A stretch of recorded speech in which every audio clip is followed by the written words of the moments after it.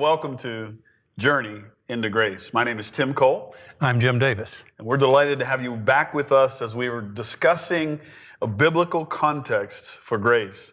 We've got a working definition. It's the unearned, unmerited, undeserved favor of God. We've talked about, in the last session, as we begin to build the biblical context, that grace, or as with any revelation, any spiritual revelation, has to have its root and anchor back in the nature and character of God. And He doesn't change. Contrary to some of our opinions that God was different in the Old Testament than He is in the New, He doesn't change, right? So we've talked about that, and today we're going to get into the subject of if He Himself hasn't changed, has the way He's dealt with man changed? And that's kind of the historical perspective of really what we're going to talk about is the covenants. And in its own right, as important as the nature and the character of God.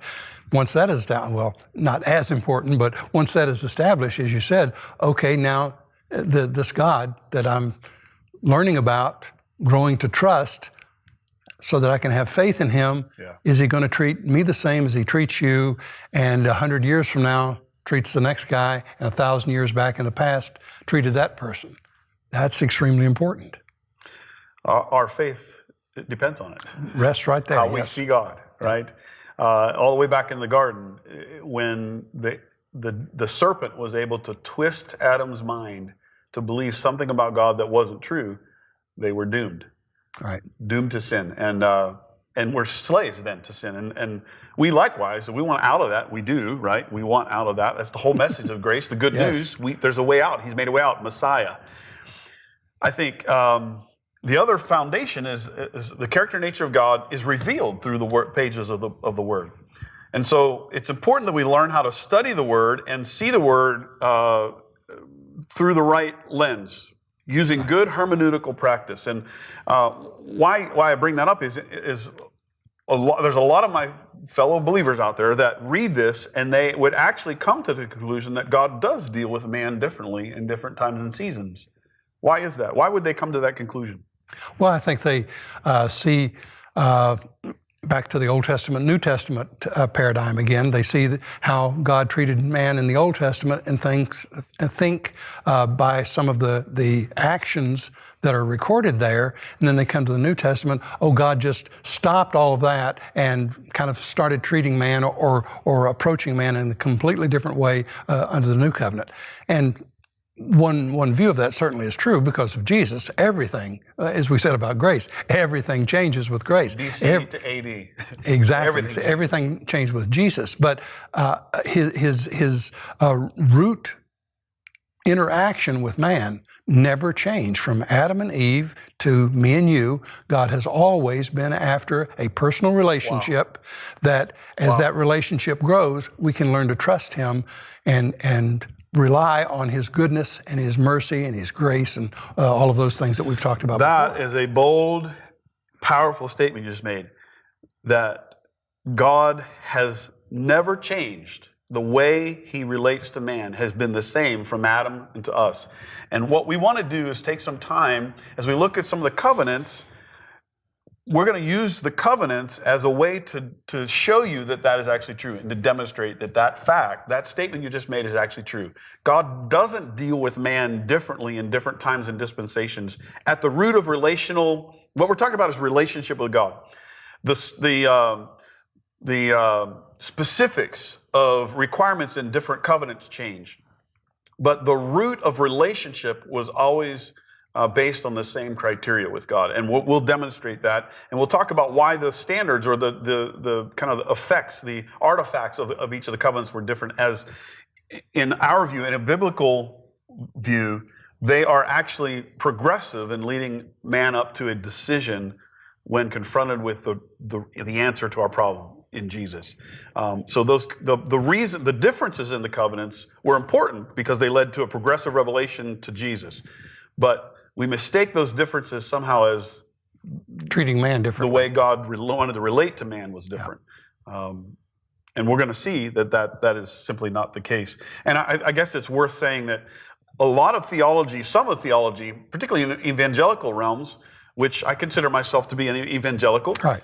But evangelical theology is often based on what was known as a dispensational theology, where we have tended with our theology to parse out even that relational aspect, how God wanted to relate to man, just through the window of those covenants. And I think that's where really evangelicalism tends toward legalism.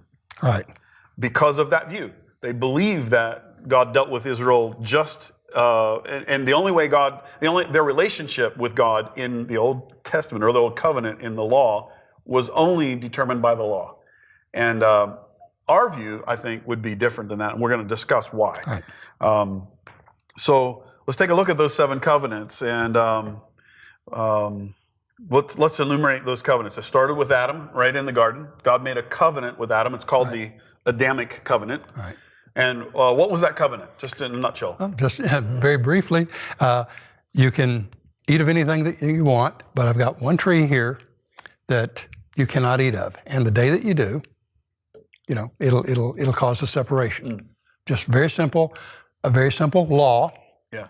A very simple principle. If you don't like the word law, a very simple principle that you can do anything you want except this one thing.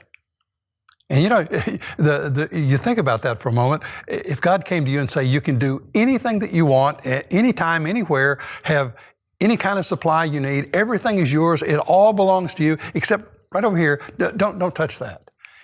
There is that in man that says, I gotta see what's going to happen if I touch that, and that has been the downfall of man. Well, that's another subject. But back to the covenant, the Adamic covenant. That was the heart of the covenant. Eat anything you want, eat of any tree that you want, but don't eat of this tree. So I think that's a great place to kind of stop for a minute and say there are basically 2 parts to all the covenants. They had a structure, most often principle or law. This is what I want you to do, or what I want you to see of my character through this function. So there was a functional structure, and then there was a promise. Each of the covenants had a structure and a promise. So the promise attached to the Adamic covenant, was when they fell, God said, not in the middle of judgment. This is what I love about God. See, what we want you to see is that the way God relates to man never changed. It's always the same from start to beginning. So in Adam, even while God is judging Adam and Eve for doing what he told them not to do, he's giving them grace. Well, how did he give them grace? Well, isn't God the one that sacrificed the animals, a blood sacrifice, and clothed them? Isn't God the one in the midst of judgment saying to Adam and Eve that the serpent, he's trying to get you, but I've got one. He's going to come and crush his head. Hallelujah. So there was a promise attached to the covenant. Right.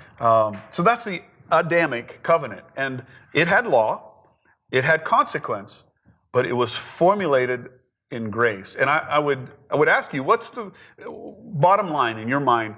What was the thing that Adam and Eve lost before they actually committed the act of taking the wrong tree?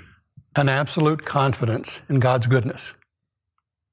And there's another aspect there that we need to look at before we get to that. God didn't just form Adam and Eve and breathe life into them and said, okay, now here's what you need to do. No, God spent this time loving on and having relationship with them, coming to them, meeting with them, and walking with them in the cool of the evening. I love that. And then, after the relationship was built, he said, now let's put the structure in that you talked about, so that our relationship, has meat to it. It's not just this fellowshipping time, but there needs to be a little bit more. And so he added that one simple law, that one simple principle: don't do this. But anyway, back to what you asked. So then it has to come down into, do you trust me? Faith. I built this relationship with you so that you could know me. Now all I'm doing is asking that you trust what I've shown you of myself. Back to those 2 words again: my character. Who I really am. Do you trust that? Okay, then here's the structure. So Adam and Eve trusted God or believed God. Let's use a couple other words interchangeably. Right. They had faith in God, and their faith in God is what enabled them to have relationship with him. The moment that they lost their faith, mistrusted his motives toward them, the serpent said, had he really said that? Because I think he's withholding from you, right? That's what God's really doing. When they began to lose their faith, they lost their relationship. And what I'm trying to demonstrate again is we look at that and we go, well, God was harsh and judgmental. Well, no, there was a structure to the covenant, and there were consequences, but there was a promise. And a promise. But the underlying relational qualification was still faith. And we're going to see that same criteria, a structure, a promise, but the underlying relational criteria throughout all these covenants was still faith in God and who God was. And that becomes important. Again, we've already demonstrated he's the same. So God didn't deal with Abraham or David, we'll see that in a moment, any differently than he dealt with us. There was a different structure, and it becomes important to understand the progressive nature of those structures, because what God was doing is leading man back out of the darkness of total destruction into a place where they were confronted with the reality of the answer. And because of that progressive nature, he wanted us to be able to grab a hold of the answer. So he was trying to lead us to that place. So the structure is different. So God killed the animals and he made skins to cover them. That's the grace that God did. And we're going to see each one of these covenants, God did certain things that man wasn't even part of.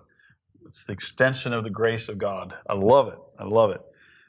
So that's the first covenant. The second covenant would be the Noahic covenant. What went on between God and Noah? Well, the beginning of it was that God saw the evil, the wickedness that had become so rampant on the face of the earth that people gave no thought to God, certainly no worship to God, had no relationship with God. And so God said, this can't continue. If it continues, it'll eventually, I believe it was in the heart of God to understand that eventually it would even overtake Noah.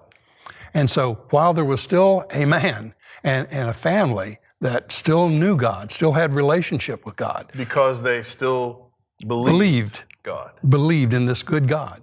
He came to Noah and said, okay, I'm going to make a covenant with you. I'm going to wipe out the earth, and here's what I want you to do. I want you to build an ark. And the wonderful thing about each one of these covenants, like you said, they're each a progressive revelation taking us to the reality or the final revelation of Christ, was that in the first covenant, God killing an animal and covering them with it. The blood covering was revealed in there. The power of the blood to cover sin. And then with Noah, it was the ark itself was this picture of Christ, that those that are in are saved, those that are out perish. Just wonderful, wonderful. So good pictures. And of course, the kind of the fulcrum verse with even in the introduction of the story of Noah was, and Noah found grace in the eyes of the Lord. So again, we see that even though the covenant that was made with Noah was different than the covenant that God made with Adam, and there were different promises. He said, I'll never destroy, different promises. We could, if we're novice looking at that, we could then judge that God was relating or dealing with Adam and Noah differently. But in fact, the bottom underlying relational criteria was the same: belief, faith in God, and they both were recipients of the grace of God. And that again, it's a stark reality, but this is not something that you're going to hear a lot in evangelical, particularly evangelical theology, because we're so fixated on just the facts on the ground with the structure and the promises of the covenant. We tend to make the wrong conclusion that God was dealing with us differently, and he really wasn't. And I look at the time, and we're going to leave it there for this session. We want to thank you for joining us. We've talked about two of the covenants, the Adamic covenant and the Noahic covenant. Next time we'll continue with the covenants, but we want to thank you for joining us. If you have any questions or comments, you can email us at grace@destinycc.net. Again, that's grace@destinycc.net. Until next time, grace and peace.